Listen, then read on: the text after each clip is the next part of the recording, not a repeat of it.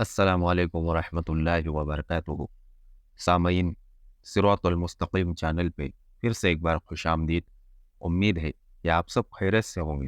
آپ سے گزارش ہے کہ اگر آپ اس چینل پہ نئے ہیں تو چینل کو سبسکرائب کریں، آڈیو کو لائک کریں، زیادہ سے زیادہ شیئر کریں اور بیل آئیکن پہ کلک کریں تاکہ آپ کو نئے آڈیو کی نوٹیفیکیشن ملتی رہے۔ اللہ آپ کو بہترین بدلہ دے۔ شمشیر بے نیام حضرت خالد بن ولید رضی اللہ عنہ کی داستان شجاعت عنایت اللہ التمش۔ بسم اللہ الرحمن الرحیم۔ تاریخ میں ایسا کوئی اشارہ نہیں ملتا کہ خالد رضی اللہ عنہ نے ہیرا کے باشندوں کو قبول اسلام کی دعوت دی تھی یا نہیں۔ البتہ یہ شہادت بڑی صاف ملتی ہے کہ ہیرا کے باشندوں کو یہ توقع تھی کہ مسلمانوں کی فوج ان کے گھر لوٹ لے گی اور ان کی خوبصورت عورتوں کو اپنے قصبے میں لے گی، لیکن مسلمان ان کے گھروں میں گئے بھی تو صرف یہ دیکھنے کہ وہاں فارس کے سپاہی نہ چھپے ہو۔ ہیرا والوں نے جب مسلمانوں کا یہ کردار دیکھا تو خالد رضی اللہ عنہ نے انہیں یقین دلا دیا کہ اس شہر کے باشندے مسلمانوں کی پناہ میں ہے، تو وہ اتنے متاثر ہوئے کہ بعض نے اسلام قبول کر لیا۔ خالد رضی اللہ عنہ کو ہیرا کے لوگوں سے ایک فائدہ یہ بھی ملا کہ 9 مسلموں نے اور 1-2 سرکردہ افراد نے بھی خالد رضی اللہ عنہ کو بڑی قیمتی معلومات دی۔ ہیرا آپ کا ہے۔ ہیرا کے ایک سرکردہ فرد نے خالد رضی اللہ عنہ سے کہا، لیکن آپ اس شہر پر قبضہ کر کے امن سے نہیں رہ سکیں گے۔ آپ کو شاید معلوم ہوگا کہ ہیرا کے ارد گرد 4 قلعے ہیں جن کے قلعہ دار مختلف قبیلوں کے سردار ہیں اور ہر ایک قلعے میں عیسائی عربوں کی فوج موجود ہے۔ اگر ہم نے فارس کے نامور سالاروں کو شکست دے دی ہے تو ان قلعہ داروں کو شکست دینا شاید مشکل نہ ہوگا۔ خالد رضی اللہ عنہ نے کہا اور پوچھا، قلعوں کی فوجیں لڑنے میں کیسی ہے؟ ہر ایک سپاہی جان لڑا دے گا۔ مجوسی سردار نے کہا، ہم ان فوجوں کو فارس کی فوجوں کی نسبت زیادہ طاقتور اور زرعی سمجھتے ہیں۔ خالد رضی اللہ عنہ کو ان 4 قلعوں کی جو تفصیلات بتائی گئی وہ یوں تھی۔ ہر قلعے کا اپنا ایک نام تھا۔ ایک قلعے کا نام کسرائے ابیس تھا۔ اس قلعہ کا قلعہ دار ایاز بن قبسیہ تھا۔ دوسرے قلعے کا نام کسر العدسین تھا۔ ایدی بن ایدی اس کا قلعہ دار تھا۔ تیسرے قلعے کا نام کسر بنو مازن اور قلعہ دار کا نام ابن اقال تھا۔ چوتھے قلعے کا نام قلعہ دار کے نام پر تھا۔ قلعہ دار کا نام کسر بن بکیلا جس کے قلعہ دار عبد المسیح بن عمر بن بکیلا تھا۔ خالد رضی اللہ عنہ نے اپنے سالاروں کو بلایا اور انہیں بتایا کہ ان قلعوں کو فتح کرنا لازمی ہے ورنہ ہیرا پر ہمارا قبضہ نہیں رہ سکے گا۔ اسلام کی عسکری روح یہی ہے کہ جہاں سے خطرے کی بو آئے وہاں حملہ کر دو۔ دشمن کے چیلنج کو قبول کرنا اور تیاری کی حالت میں اس پر جا پڑنا اسلامی فن حرب و ضرب کی بنیاد ہے۔ اسی اصول کے تحت خالد رضی اللہ عنہ نے اپنے سالاروں کو بتایا کہ کون کس قلعے پر حملہ کرے گا۔ کسر ابیز پر حملہ کرنے کے لیے زرار ابن لازور کو حکم دیا گیا۔ ان کے ہم نام زرار ابن خطاب کو کسر العدسین پر حملہ کرنے کا حکم ملا۔ کسر بن بقیلہ مثنیٰ کے حصے میں آیا۔ خالد رضی اللہ عنہ نے حکم دیا کہ ان قلعوں کو فوراً محاصرے میں لے لیا جائے۔ خالد رضی اللہ عنہ نے سب سے پہلے 4 قلعہ داروں کو پیغام بھیجے کہ وہ اسلام قبول کرے یا جزیہ دے۔ اگر دونوں صورتیں انہیں منظور نہیں تو مسلمانوں کی تلواروں سے کٹنے کے لیے تیار ہو جائے۔ 4 قلعوں سے کوڑا جواب آیا۔ تمام قلعہ داروں نے بڑی دلیری سے جواب دیا کہ وہ نہ اپنے قلعوں سے دستبردار ہوں گے نہ اپنے مذہب سے۔ 4 قلعوں پر مسلمانوں نے بیک وقت حملہ کیا اور قلعوں کو محاصرے میں لے لیا۔ فوراً ہی مجاہدین نے قلعوں میں داخل ہونے کی بڑی ہی دلیرانہ کوششیں شروع کر دی، لیکن ہر قلعے کی فوج مجاہدین کی ہر کوشش کو ناکام کر رہی تھی۔ کسر ابیس کے دفاع نے سالار زرار کو بہت پریشان کیا۔ किले की दीवार से ईसाइयों ने तीरों का मीना बरसा दिया। मुसलमान दीवार के करीब जाने से बेबस हो गए। किले की दीवार पर एक मुंजनिक थी, जिससे मिट्टी के बड़े बड़े गोले मुसलमानों पर फेंके जा रहे थे। सालार जरार ने किले के चारों तरफ घोड़ा दौड़ा कर देखा। किसी भी तरफ से किले को सर करने का इम्कान नजर नहीं आता था। मुंजनिक मिट्टी के खुश्क गोले बड़ी तेजी से फेंक रही थी। सालार जरार ने ऐसे तीर अंदाजों को अलग किया जो जिस्मानी लिहाज से तवाना थी। इन सब को जरार ने हुक्म दिया कि मुंजनिक के जिस कदर करीब जा सकते हैं चले जाए और बैक वक्त मुंजनिक चलाने वालों पर तीरों की बाड़े मारे। तीर अंदाज जोश व खरोश से आगे बढ़े। ऊपर से उन पर तीरों की बौछार आई और इसके साथ ही मुंजनिक के फेंके हुए मिट्टी के गोले भी आने लगे। कई मुजाहिदीन तीरों से शदीद जख्मी हो गए, लेकिन इतने ज्यादा तीर भी उनका हौसला न तोड़ सके। जरार के बाज तीर अंदाज इस हालत में आगे बढ़ते गए, उनके जिस्मों में दो दो तीन तीन तीर उतरे हुए थे। इन सब ने मुंजनिक चलाने वालों पर तीर चलाए। मुंजनिक बिल्कुल सामने थी। इससे मिट्टी के गोले फेंकने वाले तकरीबन तमाम के तमाम तीर खाकर गिरे और मुंजनिक के गोले बंद हो गए। मुसलमान तीर अंदाजों ने उस हुक्म की तामील कर दी थी जो इन्हें मिला था। उन्होंने मुंजनिक को बेकार कर दिया था, फिर भी वो वापस न आए। उन्होंने किले के तीर अंदाजों पर तीर बरसाने शुरू कर दिए। फिजा में उड़ते तीरों के सिवा कुछ और नजर न आता था। इन मुजाहिदीन की सरफरोशी को देखते हुए कई और तीर अंदाज आगे चले गए। ये तीरों की जंग थी जिसमें दोनों तरफ से आदमी तीरों का शिकार हो रहे थे। सालार जरार ने जब अपने इन तीर अंदाजों की बेखौफी देखी तो वो किले के इर्द गिर्द घूम गया और उनने तीर अंदाजों से कहा कि वो और करीब से तीर चलाए। बाकी 3 किलों की कैफियत बिल्कुल इसी जैसी थी। ईसाई बेजिगरी से मुकाबला कर रहे थे। मुसलमान घुड़सवार घोड़े दौड़ाते हुए दीवार के करीब जाते और दौड़ते घोड़ों से तीर चलाकर आगे निकल जाते।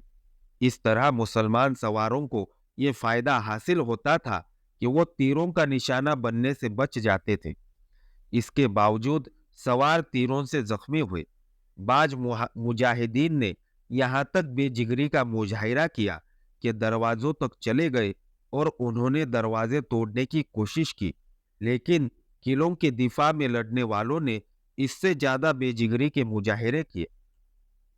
दीवारों से तीर बरसाने वाले जितने तीर अंदाज मुसलमानों के तीरों से गिरते थे, इतने ही ताजा दम तीर अंदाज इनकी जगह ले लेते थे।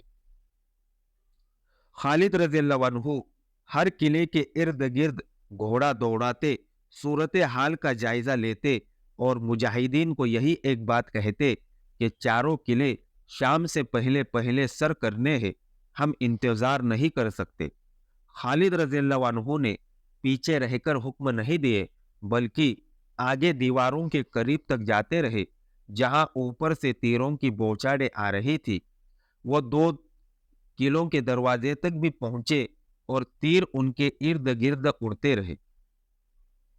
खालिद रज़ियल्लाहु अन्हु इसलिए इंतजार नहीं कर सकते थे कि इन्हें खतरा नजर आ रहा था कि अज़ादबा अचानक किसी तरफ से फौज के साथ नमूदार होगा और अकब से हमला कर देगा।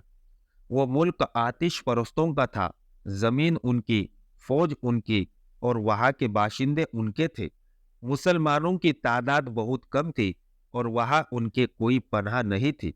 यह खालिद रज़ियल्लाहु अन्हु की गैर मामूली जंगी फहम व फिरासत और उनके सालारों की बेमिसाल जुर्रत थी कि वो खतरों में घिरते चले जा रहे थे और पीछे हटने का नाम नहीं लेते थे।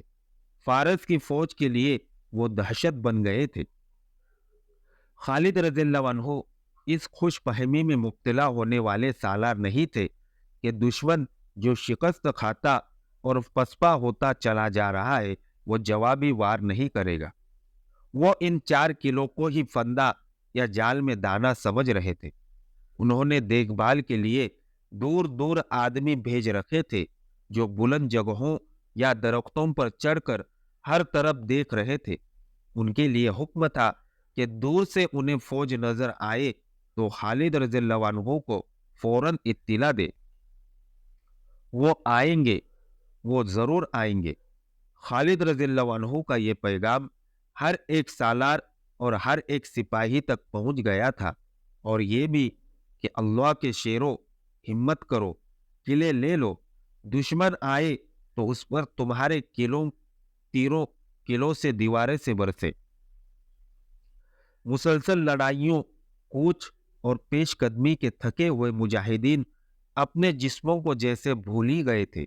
وہ اب روحانی قوتوں سے لڑ رہے تھے، ایک دوسرے کو پکارتے، ایک دوسرے کا حوصلہ بڑھاتے اور دشمن کو للکارتے تھے۔ ان کے تیر نیچے سے اوپر جا رہے تھے۔ قلعوں کے اندر یہ عالم تھا کہ دیواروں سے زخمی تیر اندازوں کو اتار رہے تھے۔ زیادہ کو تیر چہروں، آنکھوں اور گردنوں میں لگے تھے۔ ان کی چیخ و پکار سے ان کے ساتھیوں کے حوصلے ٹوٹنے شروع ہو گئے۔ مسلمانوں کی للکار اور ان کے نعرے قلعوں کے اندر بھی سنائی دے رہے تھے۔ ان سے قلعہ بند لوگوں پر خوف طاری ہو رہا تھا۔ وہ سمجھ رہے تھے کہ قلعوں کو بہت بڑے لشکر نے محاصرے میں لے رکھا ہے۔ مورخوں کے حوالے سے محمد حسین ہیکل نے لکھا ہے کہ چاروں قلعوں میں پادری اور دیگر مذہبی پیشوا تھے۔ انہوں نے دیکھا کہ دیواروں سے اتنے زیادہ زخمی اتارے جا رہے ہیں تو وہ قلعہ داروں کے پاس گئے۔ تاریخ میں صرف ایک قلعوں کی اندرونی کیفیت ذرا تفصیل سے ملتی ہے۔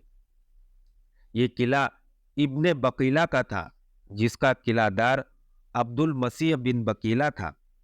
عبد المسیح کے متعلق یہ بتانا ضروری ہے کہ وہ معمولی سا قلعہ دار نہ تھا، اسے عراق کا شہزادہ بھی کہا گیا ہے۔ عراق پر آتش پرست قابض ہو گئے، مگر عبد المسیح کے باپ دادا نے یہ قلعہ اپنے پاس رکھا تھا۔ شہنشاہ فارس کی طرف سے اسے کوئی اختیار حاصل نہ تھا، لیکن وہ خود مختار بنا ہوا تھا۔ اس نے باقی قلعہ داروں کو بھی اپنے زیر اثر رکھا ہوا تھا۔ وہ غیر معمولی اور دانش مند تھا اور ضرورت میں بھی بے مثال تھا۔ اس کی سب سے بڑی خوبی حاضر دماغی اور حاضر جوابی تھی۔ وہ ضعیف العمر ہو چکا تھا، لیکن جذبے اور حوصلے کے لحاظ سے وہ جوان تھا۔ اس نے نوشیروان عادل کا زمانہ بھی دیکھا تھا۔ اس سے اندازہ ہوتا ہے کہ اس کی عمر خاصی زیادہ تھی۔ خوش گفتاری اور ظرافت کی وجہ سے نوشیروان کسریٰ اردشیر کا دادا عبد المسیح کو بہت پسند کرتا تھا۔ اس نے نوشیروان عادل سے کہا، میں اور میرے کچھ سردار تمہاری اطاعت قبول نہیں کریں گے۔ ہم اپنے قلعوں میں رہیں گے، اس سے شاید تمہیں بھی کچھ فائدہ ہو۔ میں تمہیں اور تمہاری پسند کے سرداروں کو 4 قلعے دے دیتا ہوں۔ نوشیروان عادل نے کہا تھا، لیکن میرے مرنے کے بعد تمہارے ساتھ فارس میں کیا سلوک ہوگا میں بتا نہیں سکتا۔ تمہارے مرنے کے بعد فارس کی شہنشاہی کا زوال شروع ہوگا، عبد المسیح نے کہا تھا۔ اتنی اچھی باتیں کرنے والی زبان سے میں ایسی بات نہیں سن سکتا ابن بقیلہ۔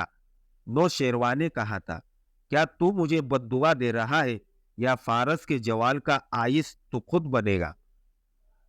دونوں باتیں نہیں، عبد المسیح نے کہا تھا۔ تو عادل ہے، تیرے بعد عدل بھی مر جائے گا اور پیچھے شہنشاہی رہ جائے گی۔ تیسری یا چوتھی نسل تیرا نام ڈبو دے گی، پھر فارس کی سرحدیں سکڑنے لگیں گی اور یہاں کوئی اور قوم آ کر حکمراں بنے گی۔ ماننے کو جی نہیں چاہتا، نوشیروان عادل نے کہا تھا۔ فارس ایک طاقت کا نام ہے، غور سے سن عادل بادشاہ، عبد المسیح نے کہا تھا۔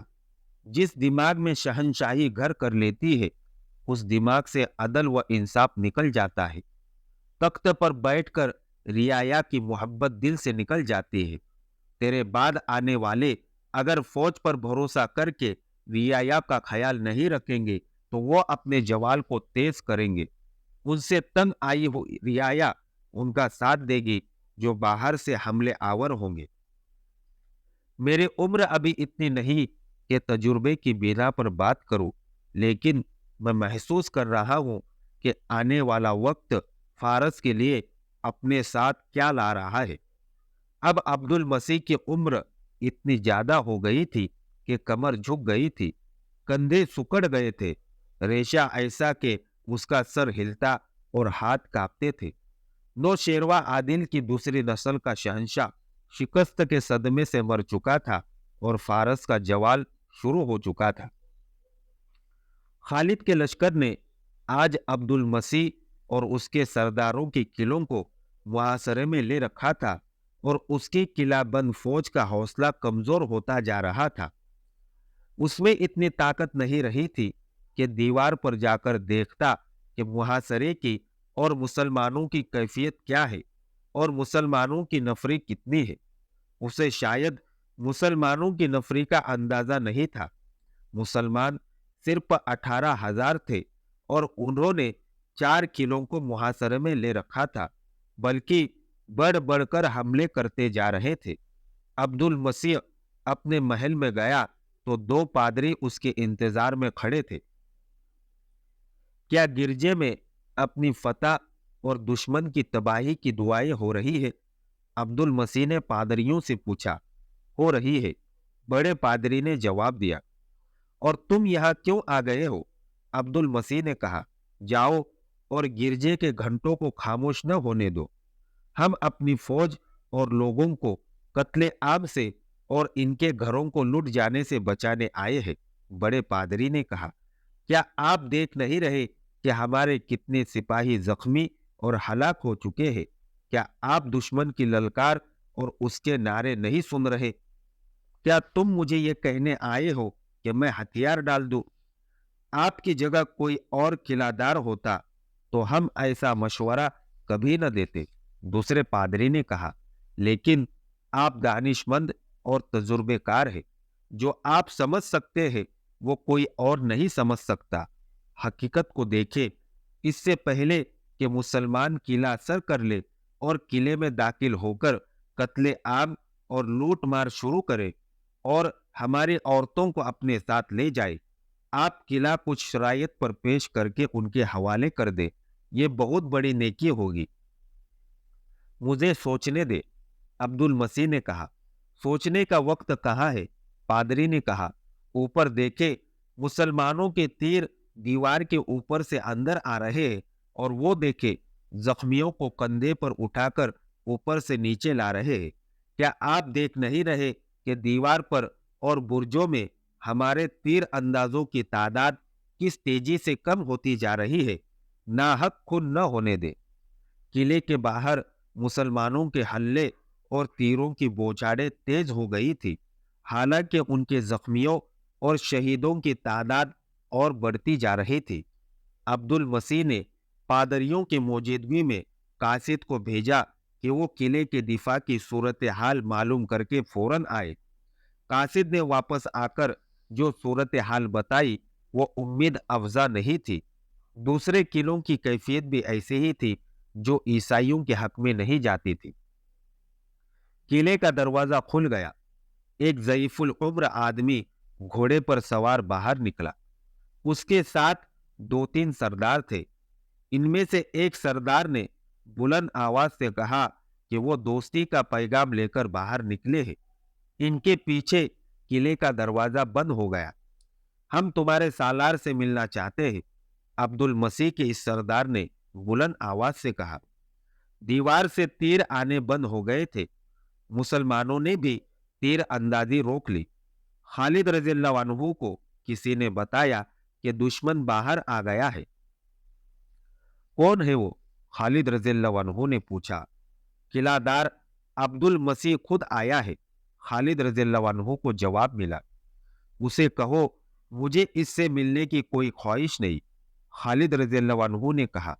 میں جانتا ہوں وہ ان سب کا سردار ہے، اسے کہو کہ شام تک باقی تینوں قلعہ داروں نے بھی ہتھیار نہ ڈالے تو ہم انہیں اس حال تک پہنچا دیں گے जिसमें वो हमारी शर्त कबूल करने पर मजबूर हो जाएंगे। किसी एक को भी जिंदा नहीं छोड़ा जाएगा।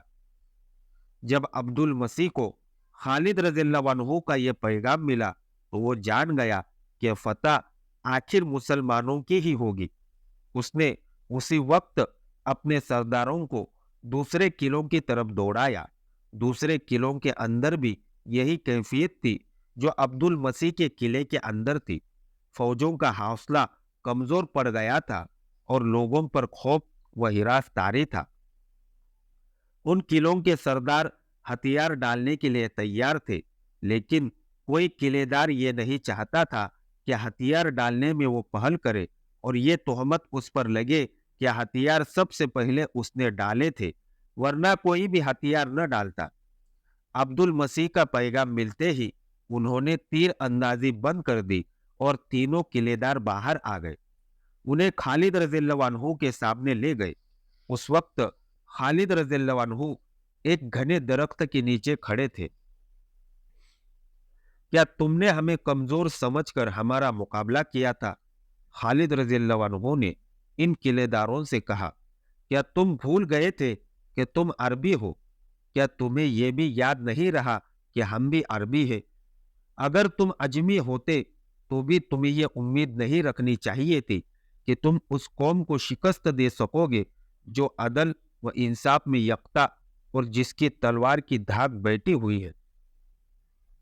तो जो कुछ भी कहना चाहता है कह सकता है। ज़ईफुल उम्र अब्दुल मसीह ने कहा, तू फातेह है, हमें कुछ कहने का हक नहीं क्योंकि हमने तेरे आगे हथियार डाल दिए हैं।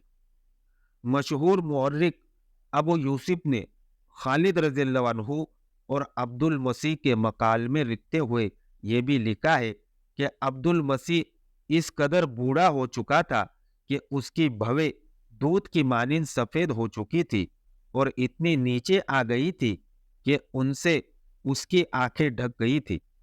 इस मुर्रिख के मुताबिक खालिद रज़ियल्लाहु अन्हु अब्दुल मसीह से मुतासिर हुई। तुम्हारी उम्र कितनी है? खालिद रज़ियल्लाहु अन्हु ने अब्दुल मसीह से पूछा। 200 साल, अब्दुल मसीह ने जवाब दिया। खालिद रज़ियल्लाहु अन्हु ये जवाब सुनकर बहुत हैरान हुए।